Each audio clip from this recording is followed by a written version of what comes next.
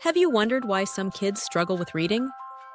Some students might not hear or be aware of all of the sounds and words. For instance, if your child says ba for ball, saying ball louder won't help. Instead, model mouth movements. Watch how my tongue and lips move. It's ball. Children learn language best when they see, hear, and feel speech. From 8 months old, kids wire their brains. They learn visually by watching your face, listen for sounds, and practice oral motor skills. Feedback from mirrors and videos supports learning. This multi-sensory approach builds phonological processing, crucial for reading.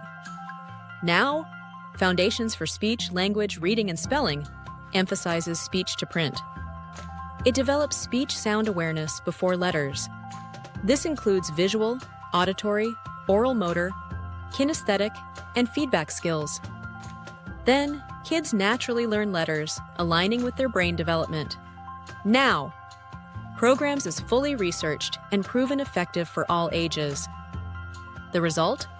Kids who believe in themselves, read with confidence, and finally love books.